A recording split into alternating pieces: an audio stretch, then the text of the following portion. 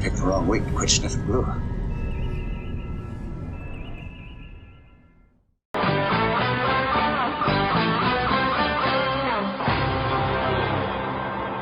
Well, hello. It's been a while, hasn't it? Sorry I've been away so long, but I've been away for so long. Still have a bit of the congestion. I hope you don't mind. I wanted to show you a couple of things that I brought back from Cosmic Scale Models. The third one is in the mail because was too big to pack.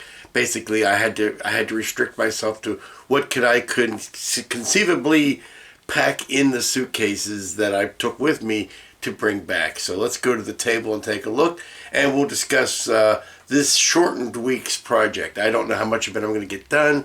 It's Turkey Week. It's Thanksgiving. This is Tuesday already. Yesterday I put up the video about my trip, and that seems to have been well received. Thank you for all the kind words. But let's look at what look at the booty I came back with. Well, the first thing you might notice is I've had a bit of a rework on the table. I did this before I left. I did a little bit of reorganizing. I still have some fine-tuning to do. I wanted to get more of my paints out to where I could reach them easily. Also, these were stacked on top of each other before, and I realized I was having to reach up and get the stuff that I needed out of them, so I broke the stack in two and put the lesser used stuff up in the center there. So had a bit of a rework. Like I say, it's a work in progress.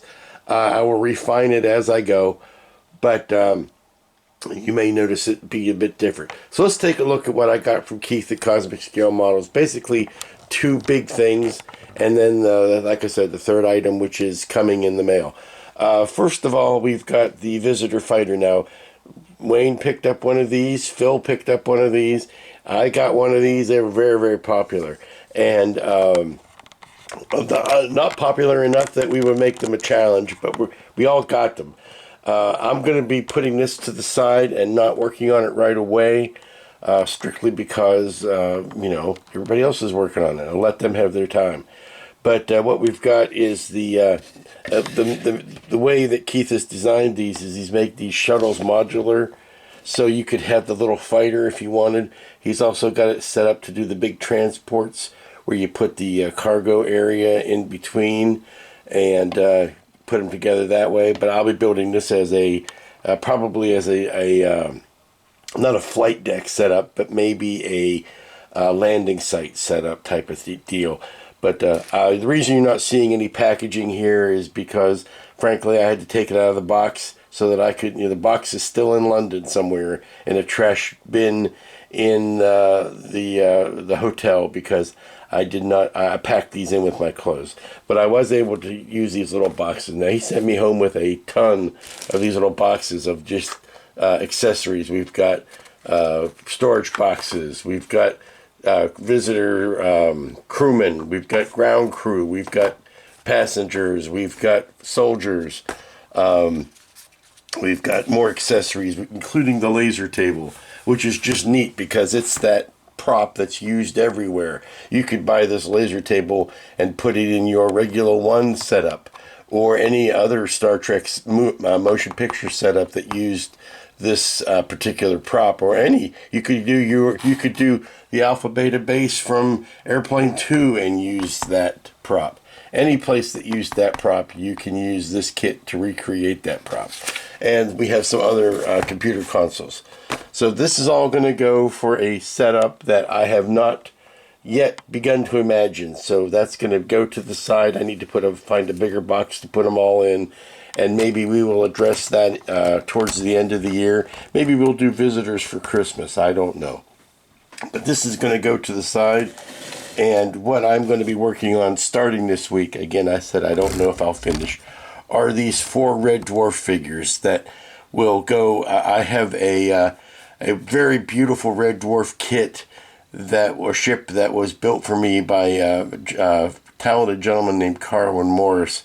And that's gracing my entry hall when you walk into the house. That's the first model you see. It needs some dressing up, so I figured these figures would be perfect to dress them up. I've got Rimmer, Lister, Crichton, and the cat. I'm going to start digging out some reference. These look like fairly later season versions, so I need to pull out some later season episodes. They're all going to be interesting painting solutions. I don't know how wild I'm going to get on patterns, particularly for the cat, as far as the patterning on his clothing. But it's going to be interesting at this scale to see if I can do these figures some justice. But that's the plan for this week.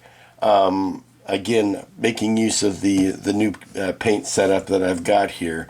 Hopefully we can, as I'm working, figure out how this tabletop setup is working and see whether it needs some refinement. So let's pull this off. Let's pull the visitors off the table and concentrate on our Red Dwarf figures.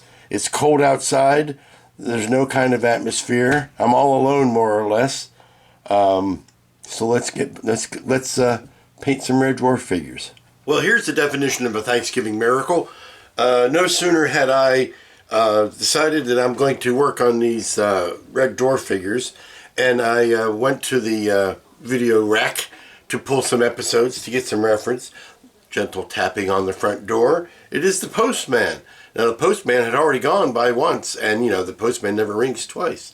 But he came back. I had a box for me, and in that box, believe it or not, is the Oblivion drone from Keith. I was expecting it to take another full week to even get here, particularly with the Thanksgiving holiday in the middle of it. That's going to slow everybody's mail down. But oh no, nay, nay, I say. It is here. I don't know what kind of black magic, what kind of wizardry, what kind of deal with Santa that Keith has. But it got here toot sweet and double quick. So let's do a quick meet the parts. I'm dying to get to it, but the more I'm looking at it, the more it is I really need to go back and do some research and see what kind of lighting it's going to take. May need to order some lighting from Evans. So, but let's take a look at the parts at least, because they're beautiful. And here are the parts. Now, I've had to pull the camera back because they are so huge. This is the 1/6 scale Oblivion drone. There is a 1/12 scale that is obviously half this size. But you know me, given the choice between two scales of kits, I'm going to go for the big one. Let's start with this. This is the base that Keith makes. Now, he makes this in two different variations. One with a black background with white graphics, and the other is a white background with black graphics. I opted for the black one. This is what it's going to look like with the light shining through it. I don't know if I'm going to put a light on mine, oddly enough. But because the ball is so big and white by itself, I thought the black would set it off a little bit better. And here is, speaking of which, this is one piece, my friends. This is one piece of 3D printed goodness. Look at that. Smooth as an Android's bottom. Absolutely no build lines on that whatsoever. And there's nothing tougher to do than a smooth sphere. That is simply gorgeous. And this is, of course, the eyeball that goes in it. And then we've got this beautifully printed piece of clearish, translucent resin for the lighting. Now, I'm going to have to do some research to see what kind of lighting effects this needs.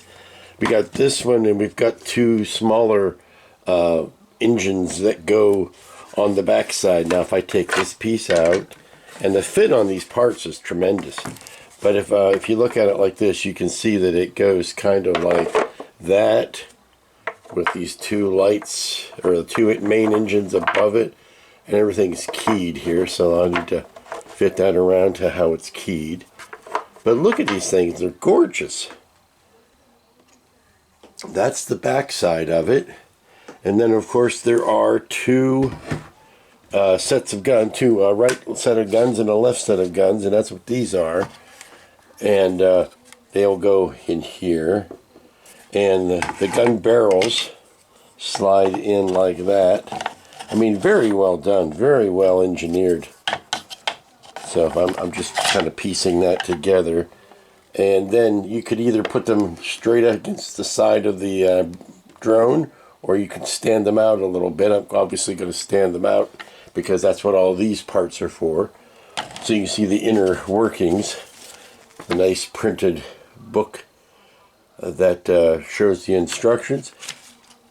I gotta say, in the short time that I've been working with Keith on his with his models, he has just grown in leaps and bounds in his professionalism and how everything is presented. This is quite nice. See, we got numbered instructions, we've got painting guides, decal guides. There are quite a few people who have been in the business a lot longer than Keith that could stand to learn a lesson or two from how this guy is presenting his work. These are the inner rings for each of these guns. And one will go here, and then it's got gubbins that will help hold it out, and it's some hinge work. I don't want to take too much time this week to show this because, like I say, I'm dying to get into it, but I don't think with the limited amount of time I've got this week, I'm going to be able to truly jump on it, and also it's turned nasty outside, so priming is out, at least for the foreseeable. But I was wanting to share my excitement at having this kit come in so quickly. So this is going to be on the future workbench, but I think what I need to do now is clear everything off and get back to the four characters from Red Dwarf that I had intended on working on this week. Well, good morning, everybody. It's Wednesday. It's the day before Thanksgiving, and I'm trying to get some more work done on these figures.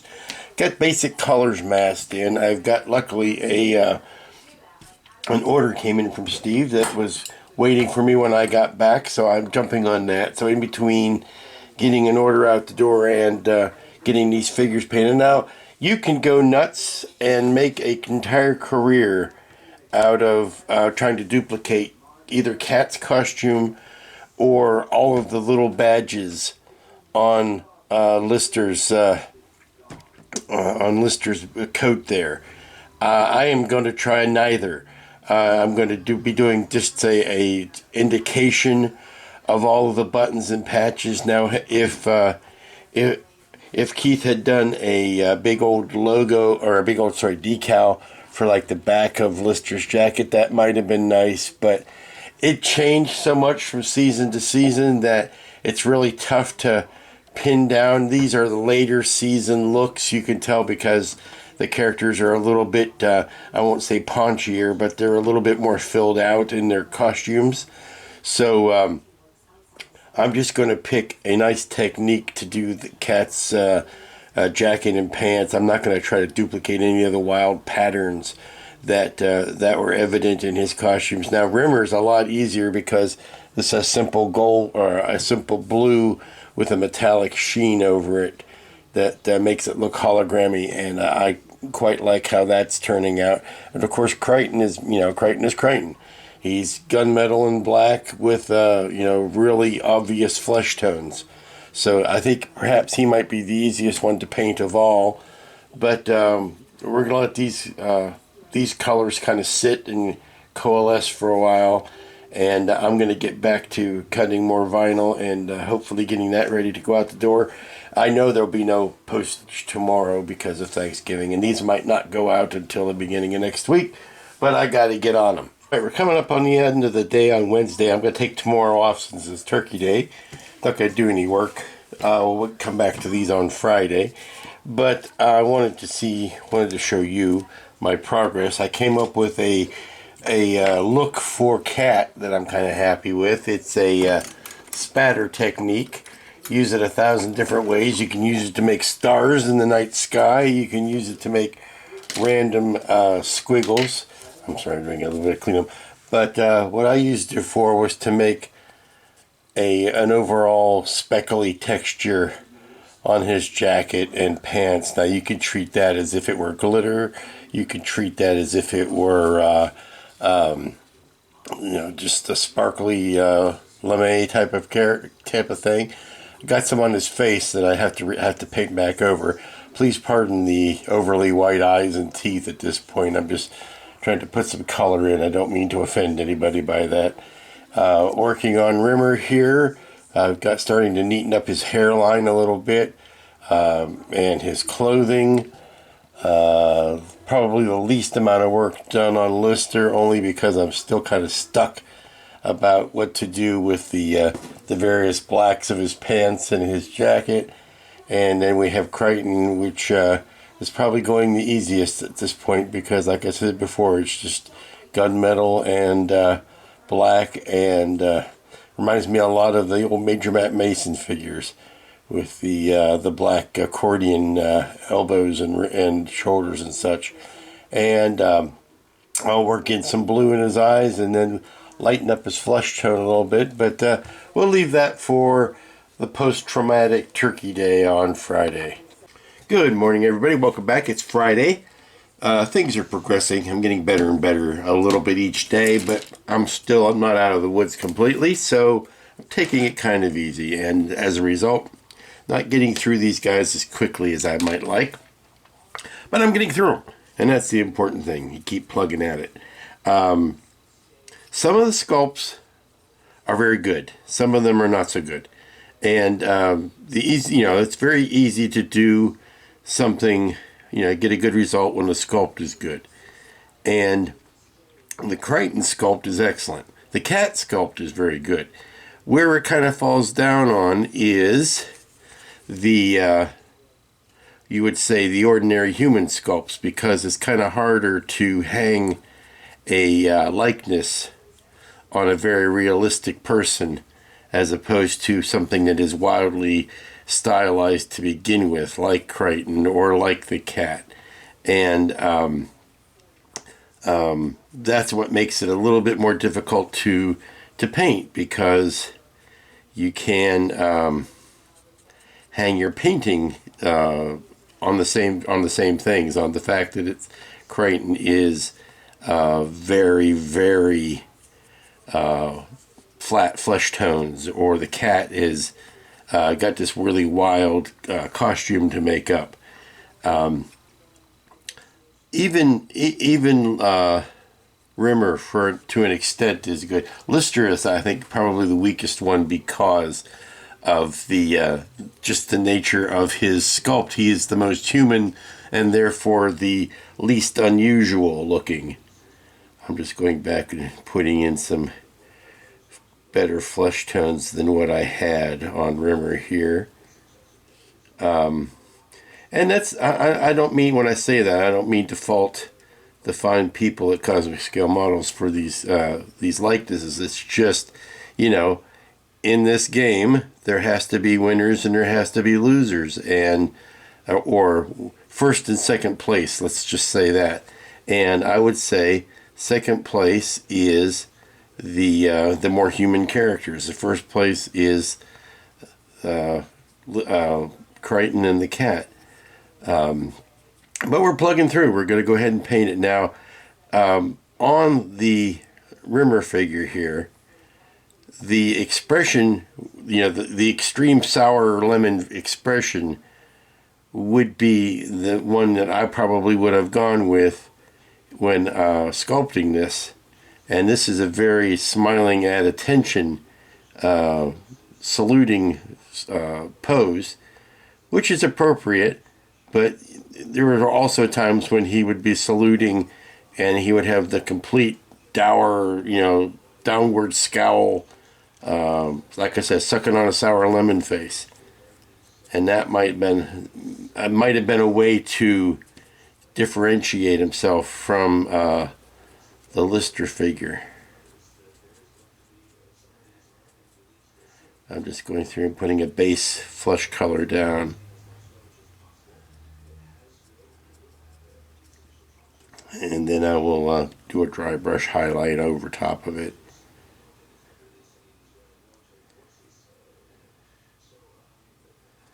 These New Worlds paints are excellent for this purpose, by the way.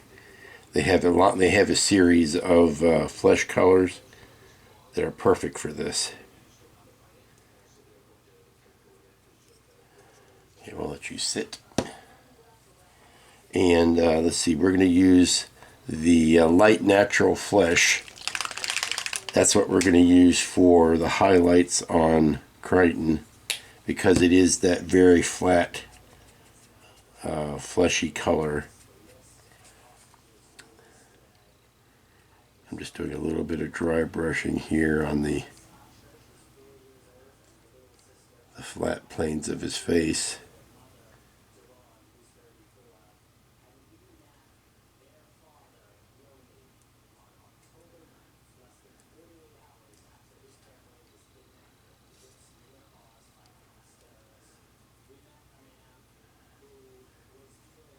Now on the makeup slash mask, he does have a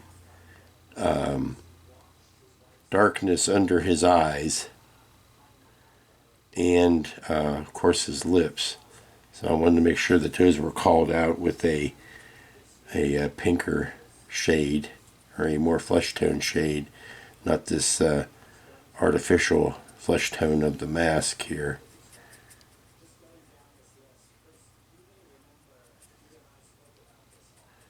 And then just a little subtle dry brushing around the top.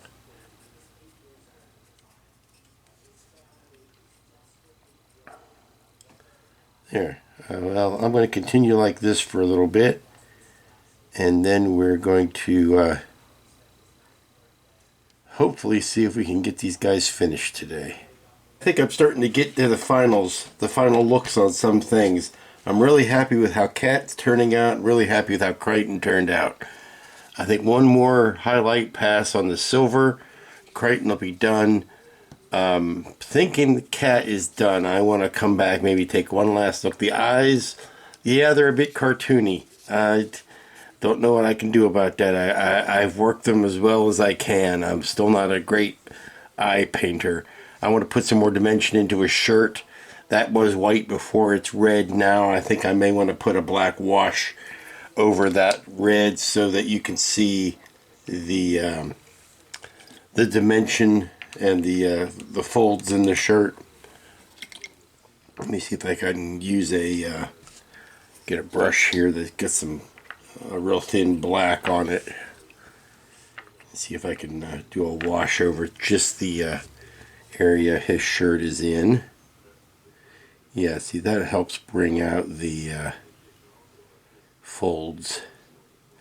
It brings out that collar a bit too. I can see that, but whenever you have these stark colors going up against each other, it's nice to have some sort of intermediary that blends the two.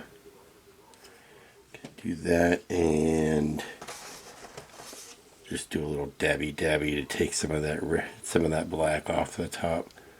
We'll let that settle in, but yeah, painting in the teeth was tough. I will grant you that. So we got those two, and again, I want to do one more chrome highlight on just the high spots on his silver, and I think he'll be done. Rimmer's coming along. A lot of face work to do on him yet. I'm happy with the uniform. I think I'm going to do one more airbrush pass on the blue just to unify some of that, and I think I'm going to do the color shifting gold to blue on that to give it more of a sheen. And then we're down to working on Lister here, and Lister is a symphony of drab colors. Now, unfortunately, a lot of his detail is derived from the patches on his jacket, and that's just not going to be something I'm going to be able to duplicate all that well. I can put spots of color here and there, but to try to paint in each one of those patches is not going to be a possible thing for me, quite frankly. And I know there was a excuse me, a big design on the back of his jacket, but since you won't be seeing the back of him very much, I've opted not to try to duplicate that. Again, something that would have been nice to have had that in the sculpt. Okay, here are the last two characters I've got, which is Rimmer and Lister. When I say the famous Rimmer scowl, that's the scowl I mean. That the pompous self congratulatory kind of haughtiness look, and the figure just doesn't have that. It has more of a straight-on smile, and you can see what I'm talking about as far as trying to find something to do for Lister's jacket and pants it's just a symphony of dirty browns and grays. Now there's some blue here on the sleeves, but I can get maybe a little bit on here, but his left sleeve is covered up by his right arm, and that's about the only place I could have gotten any color. So, and he's not sculpted with that red bandana in around his neck.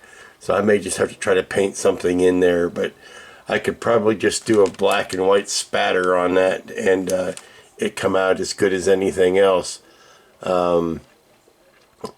It's really a tough thing to try to duplicate in paint. And here you go. This is the quartet. These is the crew of the mining vessel Red Dwarf from Cosmic Scale Models. Now I will tell you that I think they look better as a group than maybe they do individually. Just kind of rusty, getting back into painting after taking the vacation. Now I will tell you that Lister's probably the biggest cop out in the group, because I just did a muddy graffitied up jacket. And if I had decals, that I think it might have gone a lot better. But I think, like I say, in the aggregate, they work together as a group, and there's no mistaking who or what they are supposed to be, which is the first hallmark of a successful build. But there you go. Again, these are the Red Dwarf figures available from Keith at Cosmic Scale Models. And with that, dear friends, we slowly work our way back up into the normal working routine. Getting better each day. Hopefully by Monday, when I start next week's build, it will be all but a distant memory, this cough and congestion. So until then, y'all be safe, be smart, take care of yourselves, don't catch a cold, and we'll see you here next time.